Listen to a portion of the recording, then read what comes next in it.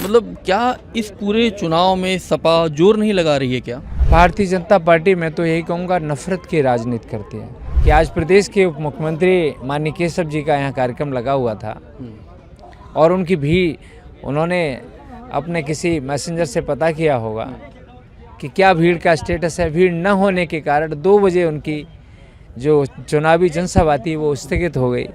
करहल में दो यादवों के बीच में मतलब दो यादों में भी अलग अलग जो कम्युनिटी है उसको उसमें भी मतलब बंटवारा करने की एक तरह से बात सामने आ रही है। आपको लगता है ऐसा कि फूफा और भतीजे का जो रिश्ता होता है उसमें पूरा परिवार, अगर दोनों में ऑप्शन टिक करने की बात आए तो भतीजे पे टिक करने का काम करेगा। कि पहले तो भारतीय जनता पार्टी समाज को बांटने का काम करती थी, आज उसी भारतीय जनता पार्टी ने परिवार को भी बांटने का काम करने जा रही है। हम लोग करहल में हैं और हमारे साथ में फर्रुखाबाद से डॉक्टर नवल किशोर साक्य साहब हैं।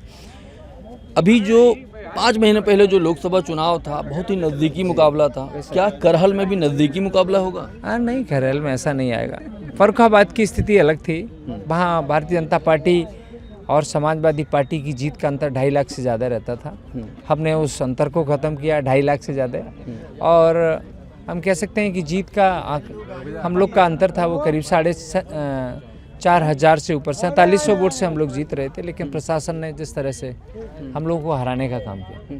इस बार भी हम लोग अभी कुंदरकी गए हुए थे, वहाँ पर जो रिजवान साहब हैं वो कह रहे थे कि हमारा मुकाबला भारतीय जनता पार्टी के उम्मीदवार से है ही नहीं, हमारा मुकाबला तो सीधे सीधे प्रशासन से है।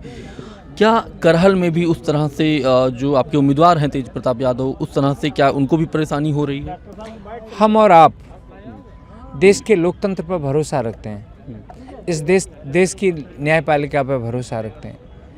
इससे पहले भी इस देश पर कई संकट आए होंगे और उन संकटों को उभारने का काम भी इस देश की जनता ने और देश के लोकतंत्र ने किया।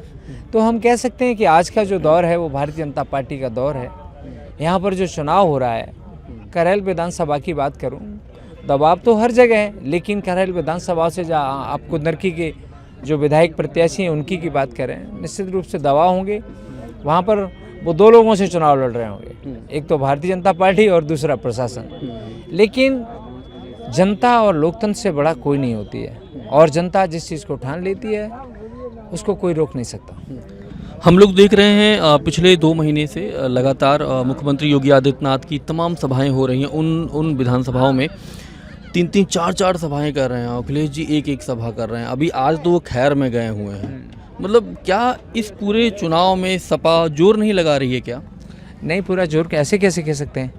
यहाँ करहल विधानसभा में मैं लगातार मैं यहाँ से मैं चुनाव प्रभारी हूँ, और चुनाव के साथ में मैं कह सकता हूँ कि चुनाव प्रचार की हमारे हाथ में साक्य समाज के साथ में बैकवर्ड समाज को जोड़ने की जो कमान है, मैं कह सकता हूँ यहाँ देख भी रहे हैं आप। आदरणीय डिम्पल जी के कार्यक्रम लगते हैं, आदरणीय तेज प्रताप जी तो एक दिन में 20-20 मीटिंग करते हैं। मैंने उनके साथ में एक दिन में 20-20 मीटिंग किया है।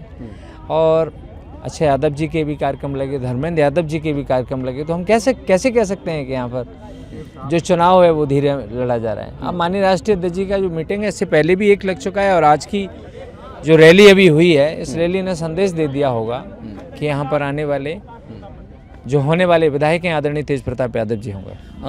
हम देख रहे थे कि जो पीडीए का जो एक सामाजिक समीकरण लोकसभा चुनाव में आया है, और कहीं ना कहीं बीजेपी थोड़ा इससे घबराई हुई है, वो उनके बयानों से ऐसा दिखता भी है। अभी हाल ही में मुख्यमंत्री योगी आदित्यनाथ का एक बयान आया, बटेंगे तो कटेंगे। आप इन बयानों को कैसे देख रहे हैं, खासतौर पर इस पूरे 9 सीटों पर उपचुनाव में जो चल रहा है? और सिर्फ यही नहीं, उन्होंने हरियाणा में शुरू किया, महाराष्ट्र में हो रहा है, और वहाँ पर झारखंड में कर रहे हैं। ऐसे बयानों को कैसे देखते हैं आप लोग? भारतीय जनता पार्टी मैं तो यही कहूँगा नफरत की राजनीति करती है, और समाजवादी पार्टी और आदरणीय अखिलेश यादव जी जो सारे लोगों को जोड़ने की बात करते हैं। अभी इन्होंने रैली में जिस तरह से नारा दिया, P for progressive and N for negative, तो हम कह सकते हैं कि जो पीडीए है, आज पीडीए के कारण सारे लोग भारतीय जनता पार्टी के घबरा चुके हैं। और इसका जीवंत उदाहरण आज का ही है कि आज प्रदेश के उप मुख्यमंत्री माननीय केशव जी का यहाँ कार्यक्रम लगा हुआ था, और उनकी भी उन्होंने अपने किसी मैसेंजर से पता किया होगा कि क्या भीड़ का स्टेटस है। भीड़ न होने के कारण 2 बजे उनकी जो चुनावी जनसभा थी वो स्थगित हो गई। इससे ये साफ संदेश है कि करहल के लोगों ने पूर्णतः मन बना लिया है और माननीय राष्ट्रीय अध्यक्ष जी के यहाँ से जब सांसद में पहुँचने के कारण ये सीट रुक्त हुई है, तो यहाँ की सीट बहुत ऐतिहासिक मतों से जीतने का काम होगा। एक मेरा आखिरी सवाल ये है कि करहल में 2 यादों के बीच में, मतलब 2 यादों में भी अलग अलग जो कम्युनिटी है उसको उसमें भी मतलब बंटवारा करने की एक तरह से बात सामने आ रही है। आपको लगता है ऐसा? ये हम उस वक्त भी देख रहे थे जब साल 2014 में नेताजी चुनाव लड़े थे आजमगढ़ में, तो रमाकांत यादव उधर से थे भारतीय जनता पार्टी में, नेताजी समाजवादी पार्टी, उस वक्त भी देख रहे थे। आज यहाँ करहल में देख रहे हैं, बंटवारा होगा क्या इसमें? परिवार की अगर बात करूं मैं, तो परिवार में मैं कह सकता हूं कि फूफा और भतीजे का जो रिश्ता होता है उसमें पूरा परिवार, अगर दोनों में ऑप्शन टिक करने की बात आए तो भतीजे पे टिक करने का काम करेगा। तो बात मैं ये कहना चाहूँगा कि आदरणीय तेज प्रताप यादव जी यहाँ से पहले भी पूर्व में सांसद रह चुके हैं और देखने से तो वो शालीन है ही, मैं कह सकता हूँ सौम्य सभ्य सुशील भी हैं। तो भारतीय जनता पार्टी के प्रत्याशी, मैं कह सकता हूँ कि पहले तो भारतीय जनता पार्टी समाज को बांटने का काम करती थी, आज उसी भारतीय जनता पार्टी ने परिवार को भी बांटने का काम करने जा रही है। लेकिन समाजवादी साथी और करहल के सभी सम्मानित मतदाता ऐसा नहीं होने देंगे और इस चुनाव में मुझे पूरा भरोसा है कि उनको औकात दिखाने का काम करेंगे। तो आप थे हमारे साथ डॉक्टर नवल किशोर शाक्य साहब थे। इसी लोकसभा चुनाव में बहुत ही नज़दीकी मुकाबला था और उसमें आपको हार का सामना करना पड़ा, लेकिन आपका कहना है करहल में कुछ इस तरह से नहीं दिखेगा। जैसे करहल समाजवादी पार्टी जीतती आई है बड़े मतों से, वैसे ही जीतेगी। कैमरामैन शिवांशु के साथ मेरा नाम शैलेंद्र है। आप देख रहे थे अनादि टीवी उत्तर प्रदेश। बहुत बहुत शुक्रिया, धन्यवाद।